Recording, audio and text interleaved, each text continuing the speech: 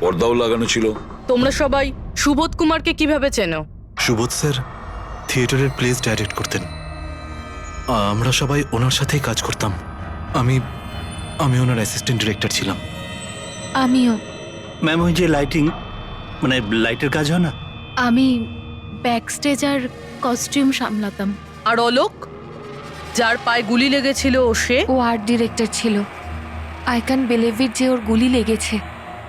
ও ও ঠিক হয়ে যাবে তো? হ্যাঁ, উনি ঠিক হয়ে যাবেন। ডক্টর বলছিলেন যে গুলি এপার ওপার হয়ে গেছে, হি উইল বি ফাইন। যখনই অলোকের গুলি লাগলো একদম হুড়োহুড়ি পড়ে গেছিল। লোক এদিক ওদিক ছুটতে শুরু করে। অনেক লোক তো সুবোধ আর অলোককে মারিয়ে চলে গেছে। আর এই হুড়োহুড়ি ফেলে দিয়েছিল এই স্মোক বোম। Smoke bomb. তাহলে এই ধোঁয়ার সুযোগ নিয়ে খুনি এখান থেকে পালিয়ে যায়।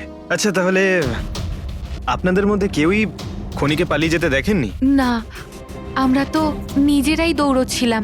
ইনফ্যাক্ট আমি দৌড়তে গিয়ে পার্থর ওপর পড়ে গেলাম। তোমরা এই সময় এখানে কি করছিলে? তোমাদের কোনো রিহার্সাল ছিল নাকি? না, জানি না।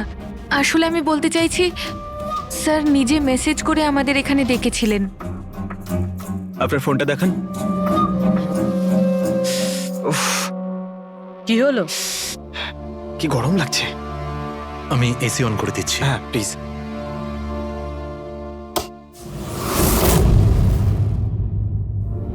অদ্ভুত তো, এসিটার আবার কি হলো? পরশু অব্দি তো ঠিক ছিল। কোনো ব্যাপার না, ছেড়ে দাও। All of you come rehearsal room at 10 PM. Do not be late. No excuses. তোমাদের স্যার তো বেশ স্ট্রিক্ট ছিলেন। ম্যাম, বেশ না, অনেকটাই স্ট্রিক্ট ছিলেন। তাহলে আপনারা কাজ করতেন কেন ওনার সঙ্গে? উনি যেমনই হন না কেন, হি ওয়াজ এ জিনিয়াস।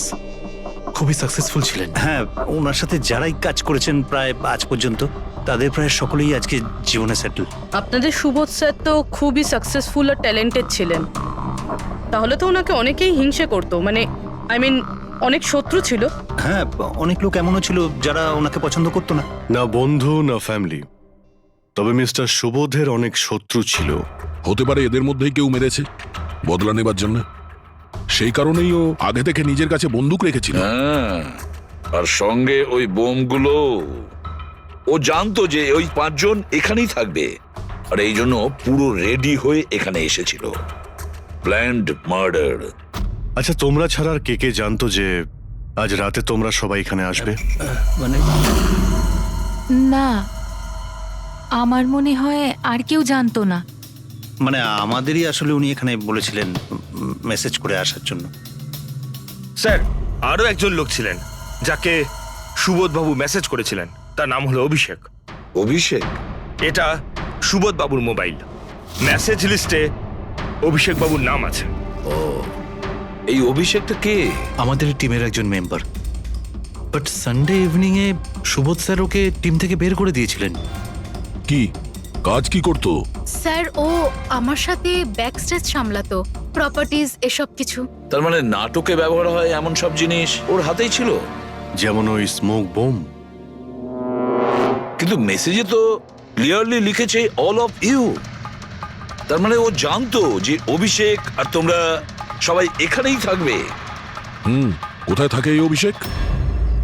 কি হয়েছে? আসুন। আপনারা কি জানতে চাইছেন? আপনারা আপনি আসুন অভিষেকের না। ব্যাপারে জিজ্ঞেস করছেন কেন? আসুন।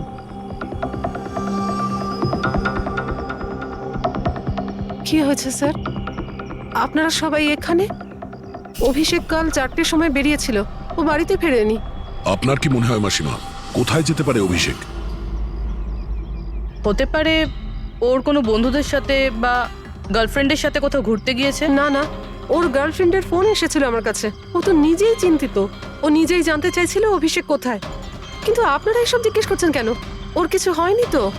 ও কোনো খারাপ কাজ করেনি তো? দেখুন, আমার ছেলে চট করে রেগে যায়, কিন্তু ও কোনো খারাপ কাজ করতে পারে না। খুব চিন্তায় ছিল। 2 মাস বাদে ওর বিয়ে হওয়ার কথা ছিল তো। আর সানডেতে ওর বস ওকে ডেকে কাজ থেকে ছাড়িয়ে দেয়। ও এটা ভেবে দুশ্চিন্তায় ভুগছিল যে সমস্ত ব্যবস্থা কি করে হবে। আপনি ওকে ফোন করেননি? ফোন তো করেছিলাম, কিন্তু ওটা তো সুইচ অফ আসছে। কোথায় আছে ও? আমাকে আমার ছেলেকে খুঁজে দিন, নাহলে আমি বাঁচবো কি নিয়ে? মাসিমা আপনি প্লিজ চিন্তা করবেন না, আমরা অভিষেককে খোঁজার চেষ্টা করছি, কিচ্ছু হতে দেবো না ওর। রিল্যাক্স।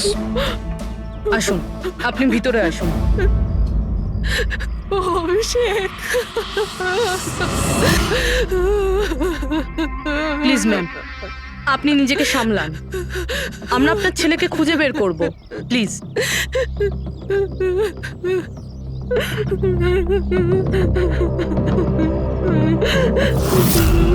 দেখুন, মা তো মাই হয়, কিন্তু সব ক্লুই অভিষেকের দিকে ইশারা করছে। তো ওকে কাল রাত থেকে পাওয়া যাচ্ছে না, তার মধ্যে ওর ফোনও বন্ধ আসছে। একটা কাজ করো, ওর ফোনটাকে ট্রেস করে ওর লাস্ট লোকেশন খুঁজে বের করো, জানতে পারা যাবে ও এখন কোথায় আছে।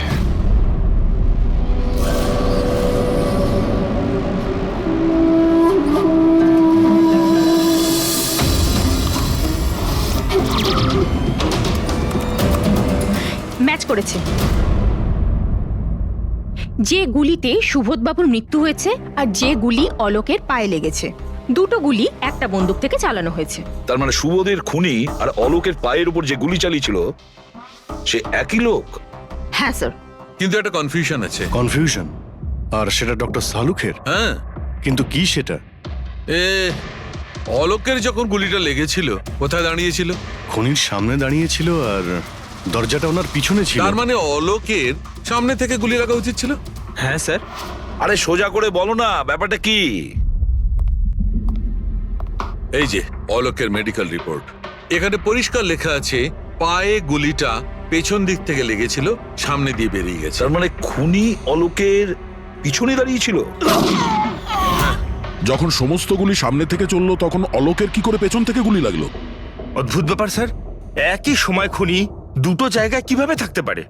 সে সামনে থেকেও ফায়ারিং করেছে, আবার পেছন থেকেও। আচ্ছা, এরকমটা নয় তো যে অলোক আর সুবোধের যে গুলিটা লেগেছিল সেটা একটাই বন্দুক থেকে চলেছিল আর বাকি গুলিগুলো অন্য বন্দুক থেকে চলেছিল? না অভিজিৎ, আমি ক্রাইম সিনে পাওয়া সমস্ত বুলেটস আর শেলস চেক করেছি, ওগুলো সব একটা বন্দুক থেকেই চলেছে। ওখানে শুধু একটাই বন্দুক ছিল। যখন খুনি সামনে দাঁড়িয়েছিল তাহলে অলোককে গুলি পেছন থেকে কেন করলো? ওখানে খুব দৌড়াদৌড়ি হচ্ছিল স্যার, আমি বুঝতেই পারিনি যে গুলিটা কোথা থেকে এবং কিভাবে এসে আমার পায়ে ঢুকে যায়। তাহলে তুমি দেখোনি যে গুলিটাকে চালিয়েছিল? না স্যার, রুমে খুব ধোয়া হয়ে গেছিল, তাই কিছুই দেখতে পাচ্ছিলাম না। হঠাৎই গুলি চলা শুরু করে, আর গুলি চলার সময় হঠাৎই আমার পায়ে এসে গুলিটা লাগে, আর একজন আমার ওপর থেকে পালিয়ে যাচ্ছিল। সেই মুহূর্তে প্রাণপণে ওকে আমি ধরার চেষ্টা করছিলাম, কিন্তু ধরতে পারিনি স্যার। আর তখনই কোন একটা জিনিসে আমার হাতটা লাগলো আর কেটে গেল। তুমি মাটিতে পড়েছিলে, তোমার উপর দিয়ে কেউ পালানোর চেষ্টা করছিল আর তুমি ওকে ধরতে চেয়েছিলে। তাহলে তো ওই খুনি জুতোতে বা অন্য কিছুতে হাত কাটতে পারেন। কিন্তু এর হাত কাটলো কি করে? জুতোতে কি লোহা ছিল নাকি? স্যার, যখন আমরা অভিষেকের বাড়িতে গিয়েছিলাম তখন ওখানে একটা ফটো টাঙানো ছিল, আর ওখানেও একটা জুতো পড়েছিল যেটার মধ্যে থেকে কিছু মেটাল মতন বেরিয়েছিল। স্যার, হতে পারে ওই জুতোটা থেকেই ওর হাত কেটেছে। তাহলে অভিষেকই হবে যে গুলিগুলো চালিয়েছিল। আর খুন করে উধাও হয়ে গেছে, আর এখন মোবাইল ফোনটাও সুইচ অফ। কিন্তু ভাই, এখনো আমার একটা কথা মাথায় ঢুকছে না, এই অভিষেক দুদিক থেকে কি করে গুলি চালালো? সামনের দিক থেকে আর পিছনের দিক থেকেও।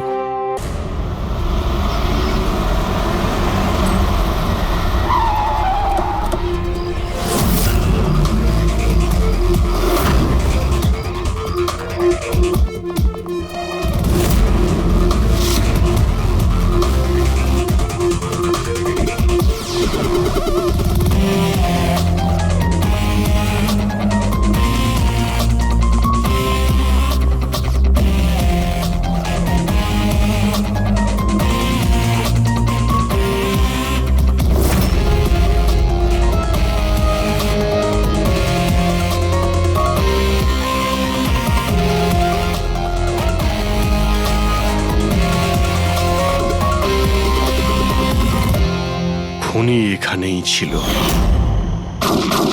পঙ্কজ,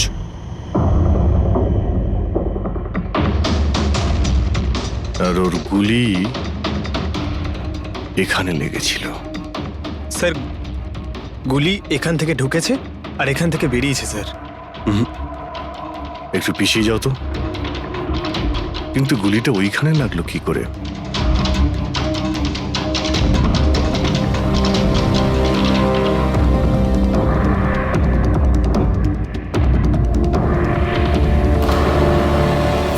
এই ল্যাম্পে ডেন্ট আছে। আচ্ছা, এরকম নয় তো যে গুলি এই ল্যাম্পে ধাক্কা লেগে অলোকের পায়ে লেগেছে? হ্যাঁ, এটাও হতে পারে। কিন্তু স্যার, ল্যাম্পে গুলি এই অ্যাঙ্গেল থেকে লাগলো কিভাবে? হতে পারে যে ওরা বলছিল না যে খুনি এইখানে ছিল। যদি এখান থেকেও গুলি চালিয়ে থাকে তো খুনি এখানে দাঁড়িয়েছিল আর এইভাবে গুলি চালিয়েছিল। অভিজিৎ, এই ডেন্টের চিহ্নটা ওপর থেকে নিচের দিকে। যা অ্যাঙ্গেল আছে তাতে মনে হচ্ছে গুলি ওপর দিক থেকে চলেছে। উপর থেকে নিচে? তার মানে খুনি সিলিং এ বসেছিল। স্যার, উপরে গুলির দাগও আছে।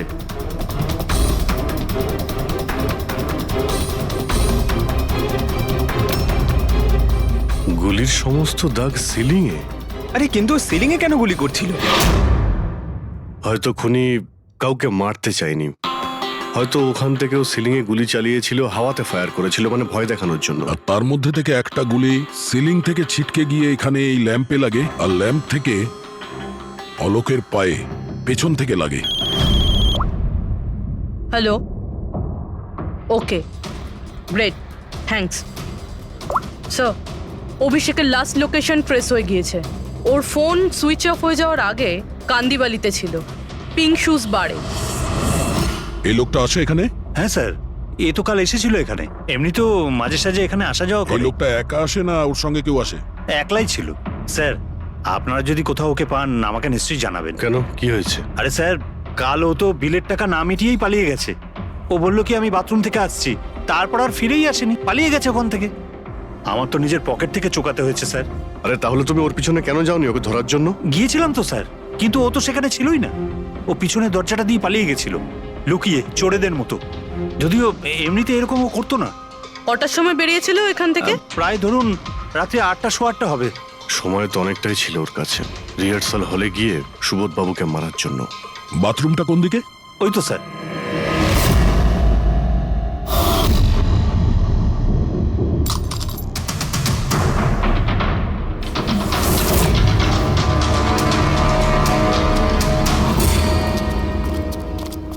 কাল রাত্রে এই লোকটাকে দেখেছিলে? আরে ও হাঁটতে হাঁটতে বেরিয়েছিল এখান থেকে। ভেবেছিলাম অন্য দিনের মতন আমাদেরই কোনো অটোতে যাবে হয়তো, কিন্তু তারপরও একটা মেয়েকে পেয়ে যায়। এইরকম দেখতে ছিল? এটাই। কালকে খুব বৃষ্টি হচ্ছিল আর অন্ধকারও হয়ে গিয়েছিল, তাই ঠিক মতো দেখতে পাইনি। মেয়েটা যে এসেছিল সেটা বুঝতে পেরেছি। ও যে এলো, দুজনে একসঙ্গে চলে গেল। ওরা কোন দিকে গিয়েছিল? ওইদিকে। ওই তো। Thank you. Thank you. Thanks.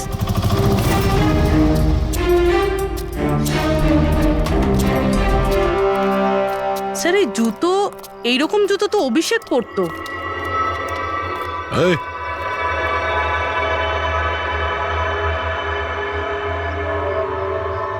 বেঁচে আছে? এই, ওঠ, ওঠ। মনে হচ্ছে কি জল ছিটাতে হবে।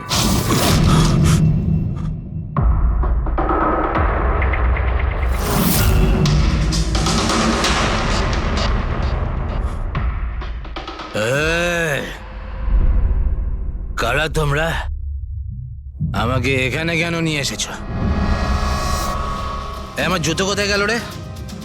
শুশ শুশ। আমরা কে, তুমি এখানে কি করে এলে, তোমার জুতো কোথায়, এগুলো পরে। আগে এটা বলো, তোমার শার্টে সুবোধের রক্ত কি করে এলো? সুবোধ স্যারের রক্ত? হুম।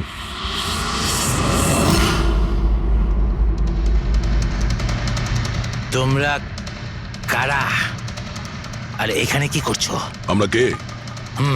What? ওটা দেখ, দেখছিস? সিআইডি? টান টান টান টান টান টান টান টান টান। আমি কিচ্ছু করিনি। চুপ, মুখ বন্ধ, কোনো বাজে কথা নয়। অভিষেক, কালকে রাত্রি 10টার সময় সুবোধ খুন হয়েছে। কেউ কে গুলি করেছে। তোমার পুরো টিম ওখানে ছিল, শুধু তুমি ওখানে ছিলে না। কোথায় উধাও হয়েছিলে আর কেন? আর যখন তোমায় পাওয়া যায় তখন তোমার শার্টে সুবোধবাবুর রক্ত লেগেছিল। স্যার এসব আপনারা কি বলছেন স্যার? আমি সুবোধ স্যারকে মারিনি। চলো ঠিক আছে, কিন্তু তোমার কাছে সুবোধ স্যারের মেসেজ এসেছিল তো, তাহলে গেলে না কেন? আমি কোনো মেসেজ পাইনি স্যার। মিথ্যে কথা বলার আগে দুবার ভেবে নে। তোর ফোন আমরা চেক করেছি, মেসেজ এসেও ছিল আর তুই ওটা পড়েওছিস। স্যার আমি একটু বেশি খেয়ে নিয়েছিলাম স্যার, আমি সত্যি বলছি স্যার। খাওয়ার পর আমি সব ভুলে যাই, কিচ্ছু মনে থাকে না। কিন্তু মিস্টার সুবোধকে মারতে তুমি ভুলে যাওনি। আর ভুলবেই বা কি করে? সুবোধকে প্রতিশোধ নেবে ভেবেছিলে? হ্যাঁ, তোমাকে চাকরি থেকে বরখাস্ত করেছিল সে। হ্যাঁ স্যার, রাগ হয়েছিল আমার। উনি আমাকে বিনা কারণে কাজ থেকে বের করে দিলেন, কিন্তু সুবোধ স্যারকে আমি মারিনি স্যার। বিলিভ মি স্যার, সত্যি বলছি স্যার। কি করে বিলিভ করি বলো তো?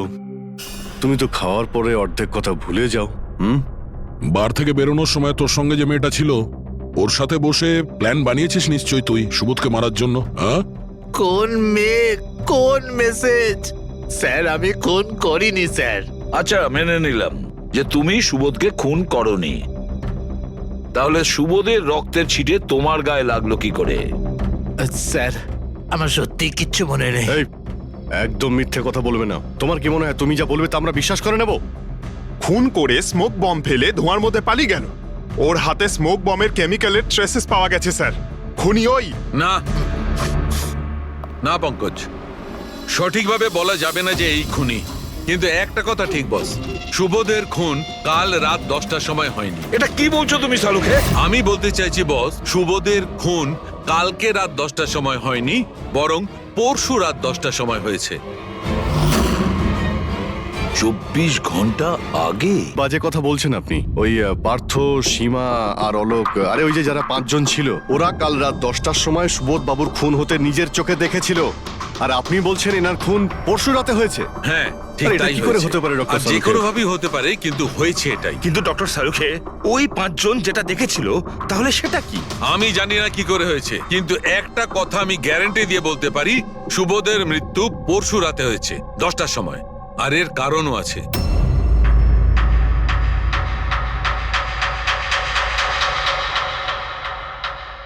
ডক্টর সারিকা, এটা কি? ট্র্যাশ নোয়ার। ট্র্যাশ নোয়ার মানে? পঙ্কজ, মৃত্যুর সময় যদি কোনো ব্যক্তির চোখ খোলা থাকে তাহলে তার চোখের পিউপিলসের নিচে একটা ব্রাউন কালারের লেয়ার তৈরি হয়। চোখের মধ্যে যে মনি থাকে সেটা শুকোতে শুরু করে, ময়েশ্চার শেষ হতে শুরু করে, আর সেই কারণে পিপলসের নিচে ব্রাউন লেয়ার আসে। একে ট্রেশনর বলে। আর মৃত্যুর পর যত বেশিক্ষণ চোখ খোলা থাকে তত এই লেয়ারটার কালার ডার্ক হতে থাকে। আসল কথাটা বলো সালুকে, তুমি কি বলতে চাইছো? আসল কথা হলো এটা বস, এই দেখো, এর ট্রেশনরের কালারটা দেখো, এর ডার্কনেস এই কথা বলছে যে এর মৃত্যু কাল রাতে হয়নি, বরং পরশু রাতে হয়েছে। কিন্তু ডক্টর সালুখে, আমরা যখন সুবোধ বাবুর বডিটা পেলাম তখন তো ওনার চোখ বন্ধ ছিল। হয়তো তোমাদের যাওয়ার একটু আগেই খুনি ওর চোখ দুটো বন্ধ করে দিয়েছিল। হয়তো এটা হয়েছে, হয়তো ওটা হয়েছে। আরে তুমি তো নিশ্চিত করে কিছু বলছোই না, তুমি ভুল করছো সালুকে। কি আমি ভুল করছি? হ্যাঁ ভুল করছো। মানে হচ্ছে তুমি সায়েন্টিফিক এভিডেন্সটাকে ভুল বলছো। আগে হ্যাঁ, অদ্ভুত ব্যাপার। তার মানে ফরেনসিক টেস্টকে তুমি ভুল বলছো, মিথ্যে বলছো। দেখো সালুকে, ফরেনসিক এভিডেন্সের কোনো কথা বলছি না, ভুল মানুষ করে, বুঝেছো? কিন্তু আমি কোনো ভুল করতে পারি না। কেন হতে পারে না? কারণ আমি ফরেনসিক এক্সপার্ট ভাই। আরে তুমি নিজেকে ভগবান ভাবো নাকি? কিন্তু আমি এক্সপার্ট স্যার, নই। ভুল করো না। একদম বাজে কথা বলো না। আরে কি ধরনের কথা বলছো? স্যার একটা কথা বলুন আমাকে, যদি এরকম হয়, মানে যদি এরকম হয়ে থাকে, তো যখন আমরা এনার বডি পেলাম তখন এনার কম্প্রেসার তো অনেকটাই কম হওয়া উচিত ছিল। আর দুদিনে তো স্যার বডি পচে যাবে। শুধু বাড়িতেই নয় স্যার, আশেপাশেও তো পচে দুর্গন্ধ বেরোবে। কোনো ডেড বডিকে এভাবে রাখা কোনো বড় কাজ তো নয় না দয়া। খুনি হয়তো এই বডিটাকে কোনো ফ্রিজার বা 0 ডিগ্রি টেম্পারেচারের মধ্যে রেখে দিয়েছিল। দেখো কি হয়েছিল, কি হতে পারতো সেটা আমি জানি না। আমি শুধু একটা কথাই জানি, যেটা আমি বারবার বলছি, যে এর মৃত্যু কাল রাতে হয়নি, বরং পরশু রাতে হয়েছিল রাত 10টার সময়। কিন্তু কালকে রাত্রি 10টার সময় 5 জন লোক নিজেদের চোখে দেখেছে ও যখন মারা যাচ্ছিল, বুঝেছো? আমার এই 5টা লোকের চোখের ওপর কোনো ভরসা নেই, আমার শুধুমাত্র এই চোখের ওপর ভরসা আছে। আর তুমি জানো লাশ কখনো মিথ্যে কথা বলে না। তাহলে ডক্টর ওই 5 জন, ওই 5 আই উইটনেস যা দেখেছিল সেটা কি ছিল? স্যার দয়া করে আপনি কিন্তু এটা বলবেন না যে ওটা হলোগ্রাম ছিল বা কোনো 3D ইলিউশন ছিল, এটা কিন্তু বলবেন না দেখো please। বস, 3D ছিল, হলোগ্রাম ছিল, যা কিছু থাকতে পারে, আই ডোন্ট কেয়ার। আমি শুধু একটা কথা জানি, ওটা সুবোধ ছিল না, কারণ সুবোধ আগেই মারা গেছিল। এখন বলছে সুবোধও ছিল না। আগে হ্যাঁ, ও সুবোধ ছিল না। আর এই কথাটা আমি জোর দিয়ে বলছি, যদি কেউ আমার কথাকে মিথ্যে প্রমাণ করে, আমি সঙ্গে সঙ্গে এই চাকরি ছেড়ে দেবো।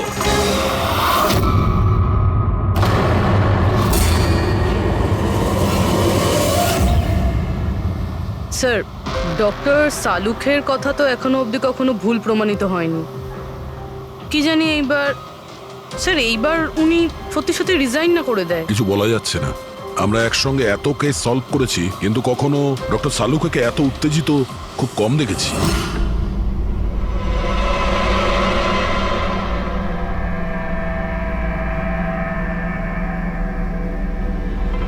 আরে ভাই, উনি ওনার কাজ করছেন আর আমরা আমাদের কাজ করছি। এখন আমাদের কাছে প্রাইম সাসপেক্ট হিসেবে যদি কেউ থেকে থাকে সেটা হলো ওই অভিষেক। আর স্যার ওই মেয়েটাও, যে অভিষেকের সাথে বার থেকে বেরিয়েছিল। পুরবি একটা কাজ করো, অভিষেকের কল লিস্টটা ভালো করে চেক করে দেখো। ওর ফোন বন্ধ হওয়ার আগে ও কাউকে ফোন করেছিল বা হয়তো কোনো ফোন এসেছিল। আর যদি ফোন আসে তাহলে ওই নম্বরটা ট্রেস করে ওই মেয়েটার খবর আমরা পেতে পারি। কিন্তু স্যার যদি সালুখে স্যারের কথা সত্যি হয় তো?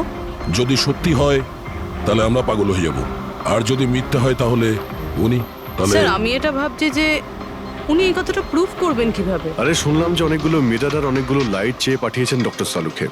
ডক্টর সারিকা বলল। কেন কেন স্যার? আই এম শিওর এটা তো উনি ছাড়া আর কেউ বলতেই পারবেন না। ডক্টর সারিকাও না?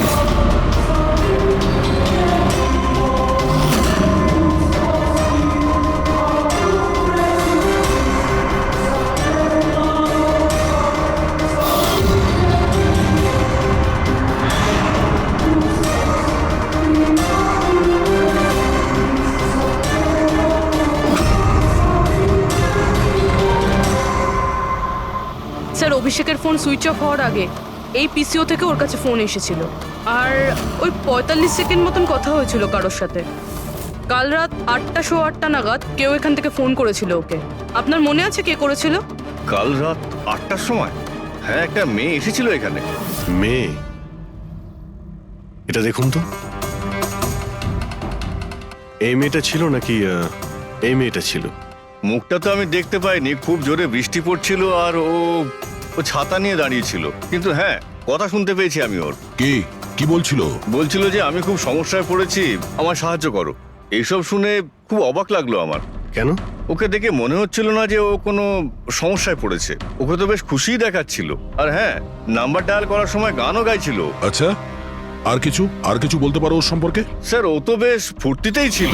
ওই মদের ফ্লাক্স হয় না, তার মধ্যে কিছু ফেলে ওটাকে শেক করছিল। মানে ও সব প্ল্যান করে রেখেছিল? ওই ড্রিঙ্কটা ওর জন্য ছিল না, ওটা অভিষেকের জন্য ছিল।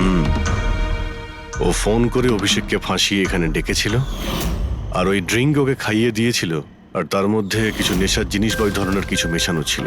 আর স্যার মনে হয় অভিষেক ওই মেয়েটাকে চিনতো, এই জন্য ওই মেয়েটার হাত থেকে ড্রিঙ্ক নিয়েও নিয়েছিল, আর তারপর খেয়ে অজ্ঞান হয়ে যায়। আর তারপরও অভিষেকের কাপড়ে সুবোধের রক্ত লাগিয়ে দিয়েছিল।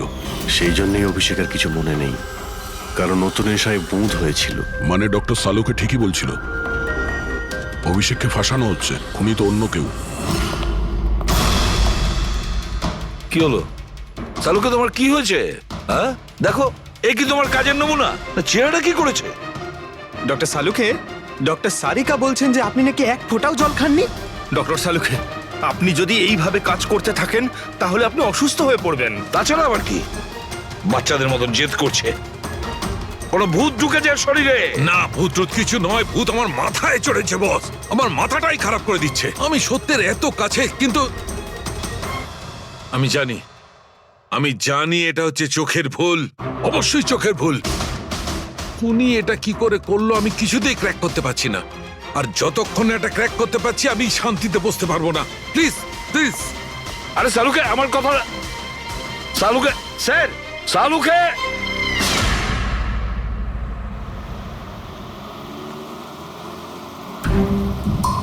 যদি ডক্টর সালুখের কথা ঠিক হয় তাহলে সেই রাতে যা যা হয়েছিল এখানে সবটাই ভুল ছিল, আর ওদের ভুল দেখানো হয়েছিল। শুধুমাত্র ওই গুলি আর ওই স্মোক বোম ছাড়া ওগুলো ইউজ হয়েছিল, না হলে রুমে ধোয়া হতো না, না অলোকের পায়ে গুলি লাগতো।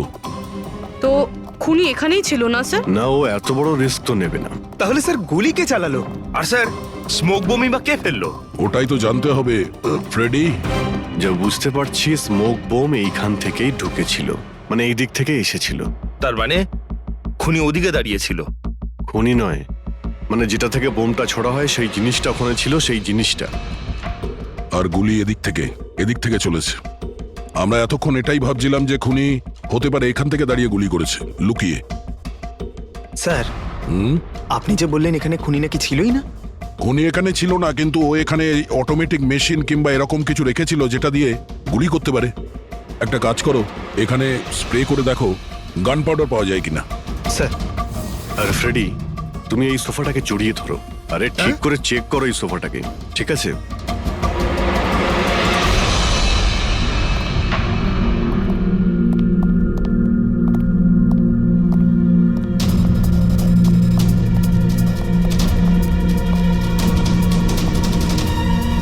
এখানকার এসি কাজ করছে না।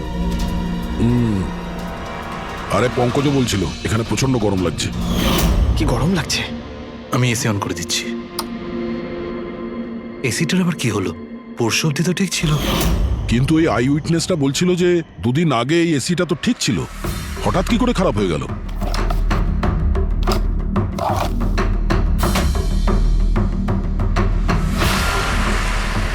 বস,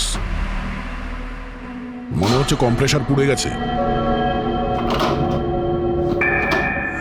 কম্প্রেসার তো পুড়বেই, তার কারণ হলো কেউ এই এসিটাকে অনেকক্ষণ ধরে অনেক লো টেম্পারেচারে চালিয়ে রেখেছিল। ও, যাতে বডি যেন না পচে। আর সেই কারণেই যখন লাশটা পাওয়া গেল তখন বডি টেম্পারেচার নর্মাল ছিল, যাতে লোকে মনে করে যে খুন এক্ষুনি হয়েছে। স্যার,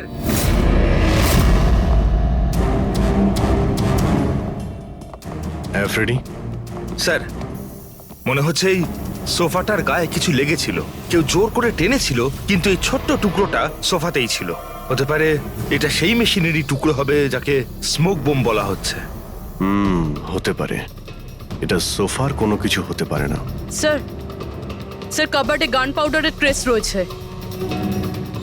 ও কোনো অটোমেটিক ফায়ারিং মেশিন ফিট করেছিল ভেতরে, আর সেই মেশিনের এম সিলিং এর দিকে ছিল, কারণ যতগুলো গুলি চলেছে সবকটা সিলিং এ গিয়ে লেগেছিল।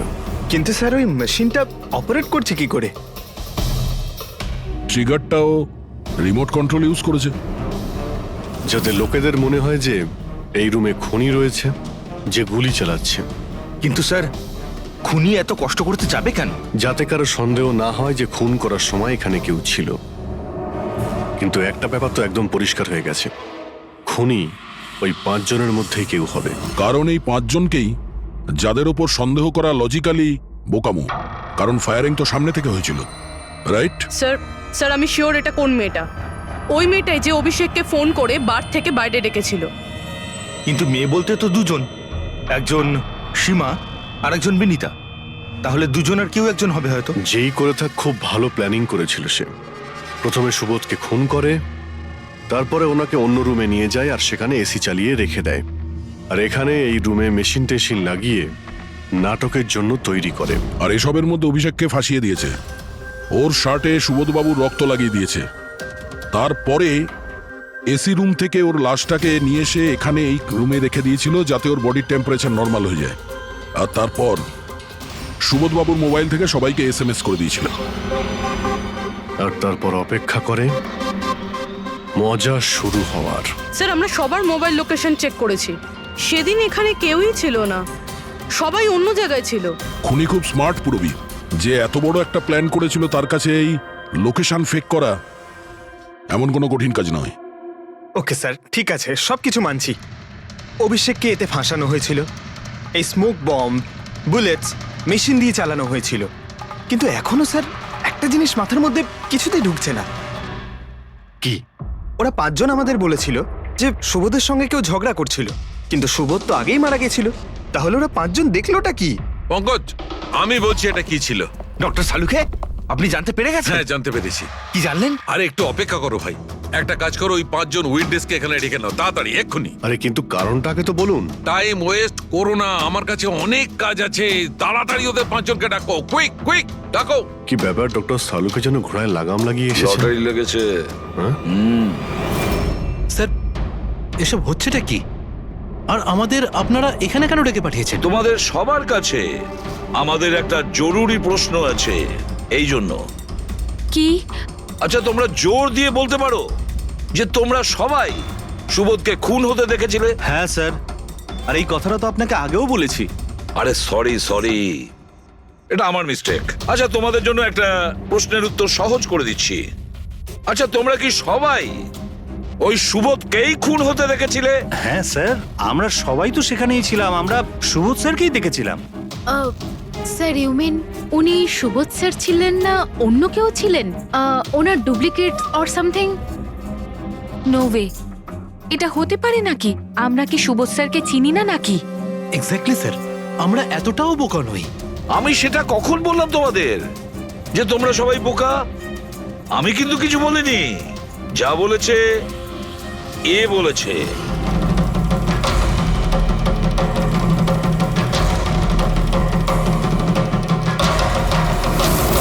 এটা হতে পারে নাকি? আমরা কি সুবোধ স্যারকে চিনি না নাকি? এক্স্যাক্টলি স্যার, আমরা এতটাও বোকা নই। আমি সেটা কখন বললাম তোমাদের যে তোমরা সবাই বোকা?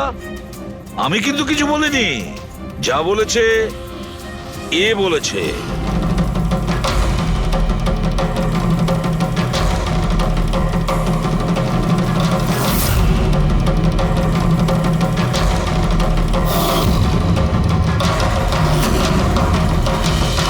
এসব আবার কি?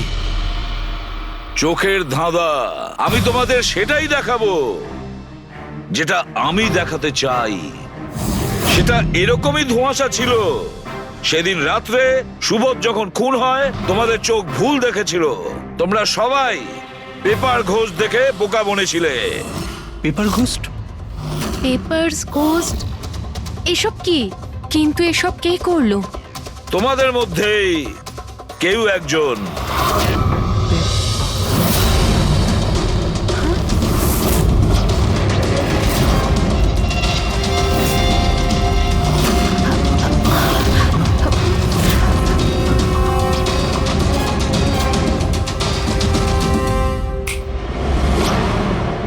এসব কি স্যার?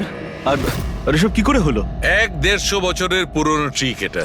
যা কিছু আপনারা দেখেছেন সেটা চোখের ভ্রম ছিল, একটা ইলিউশন ছিল। একটা প্রজেক্টর দিয়ে একটা ফিল্ম প্রজেক্ট করা হয়েছিল একটা স্ক্রিনের ওপর। ওই স্ক্রিনটার অ্যাঙ্গেলটা এমন ভাবে রাখা হয়েছিল যাতে করে যা ইমেজ ওই স্ক্রিনের উপর প্রজেক্ট করা হচ্ছিল সেটা একটা রিয়েল লাইফ ইমেজ মনে হচ্ছিল। এরকমই সেই দিন হয়েছিল। ওইখানে আছে প্রজেক্টর। ওই প্রজেক্টর থেকে সুবোধ বাবুর ফিল্ম এই স্ক্রিনটায় প্রজেক্ট করা হয়েছিল।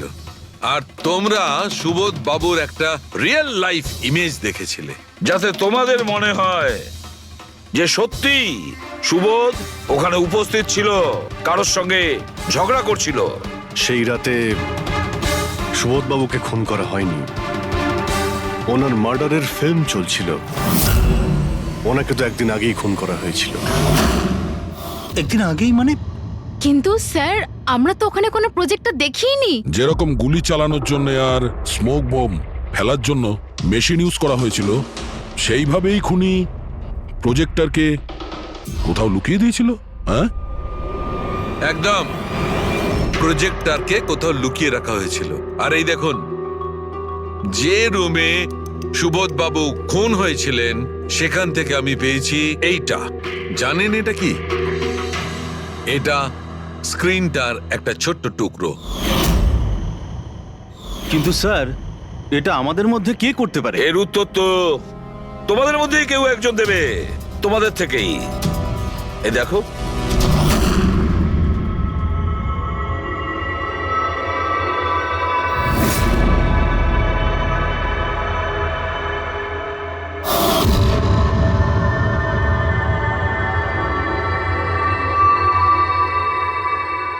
স্যার এদের সবার তো ভয়ে মুখ শুকিয়ে গেছে। হ্যাঁ পুরবী, শুধু দুজন ছাড়া। অলোক আর বিনীতা। আরে তোমরা তো খুব সাহসী স্যার, এরা তো ভয়ই পেল না। আপনারা এগুলো কি বলছেন? আর আমরা এসব করবোই বা কেন? আমি বুঝতে পারছি না এসব কি হচ্ছে। তুমি যদি বুঝতে না পারো তাহলে কে বুঝবে? তুমি হলে একজন art director, visual effect, projection, lights, এসব ব্যাপারে তোমার তো খুব ভালো নলেজ আছে, তাই না? হ্যাঁ, আর এই প্ল্যানে তোমার সঙ্গে ছিল তোমার পার্টনার বিনীতা। না না, এসব কি বলছেন? আমরা এসব কিছু করিনি। আপনারা আমাদের জোর করে ফাঁসাতে চাইছেন। আর হ্যাঁ, নলেজ আছে তো কি হয়েছে? আমরা খুনি হয়ে গেলাম। ভালো বলছেন তো। এসব ফালতু নাটক করবেন না আপনারা। আমার দেরি হয়ে যাচ্ছে। তোমাদের যদি ইচ্ছা করে ফালতু কথা শোনার, তাহলে এখানে থেকে যাও। চলুন, সরুন। আমরাও এখানে সরাতেই এসছি সমাজের নোংরা। সুবোধ স্যার একটা নতুন প্রজেক্ট পেয়েছিল আমেরিকাতে। আমি ভীষণই খুশি ছিলাম যে আমরা সবাই প্রথমবার ইন্টারন্যাশনাল প্রজেক্টে কাজ করার সুযোগ পেয়েছি।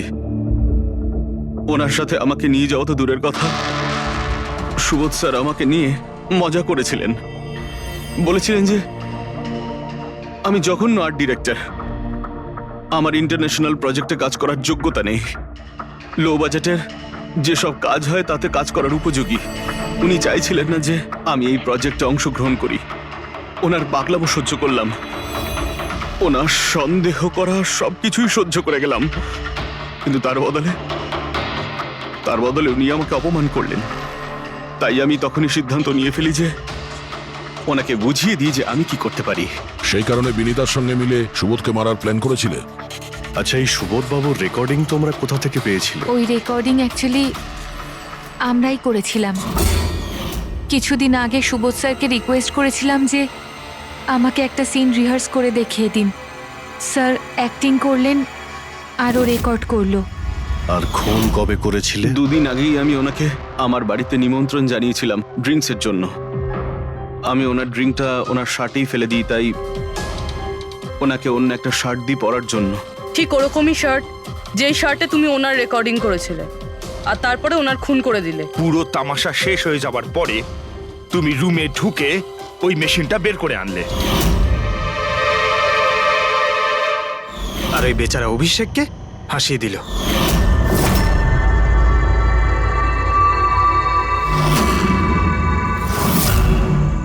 প্ল্যান তো খুব ভালো করেছিলে তোমরা দুজনে, কি অলোক আর বিনীতা।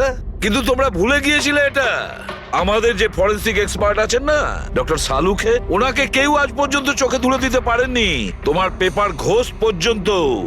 আর এবার জেলের গড়াদের পিছনে বসে ভাবতে থাকো যে আর কোনো নতুন প্ল্যান করা যায় কিনা। নিয়ে যাও এদের দুজনকে। চলো।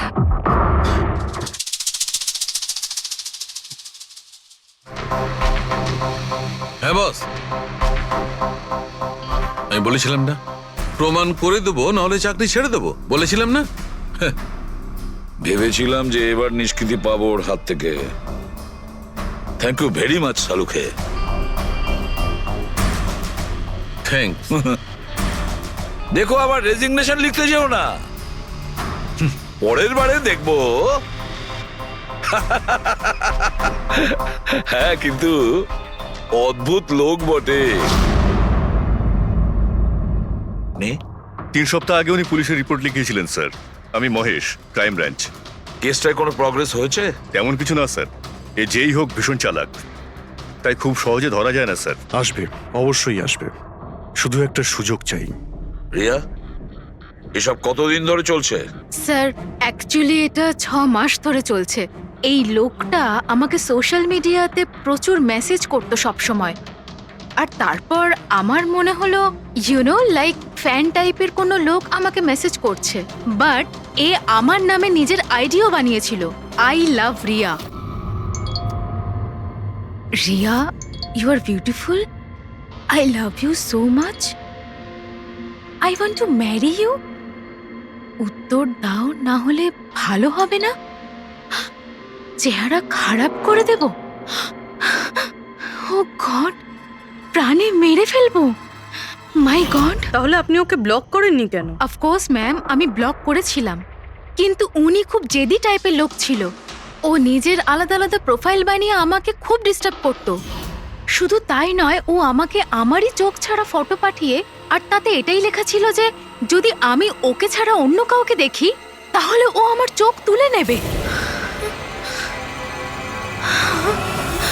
কোনো পাগল প্রেমী মনে হচ্ছে স্যার। হ্যাঁ স্যার, এই পাগল লোকটা তো আমাকে ফোন করে করে বিরক্ত করে দিয়েছে।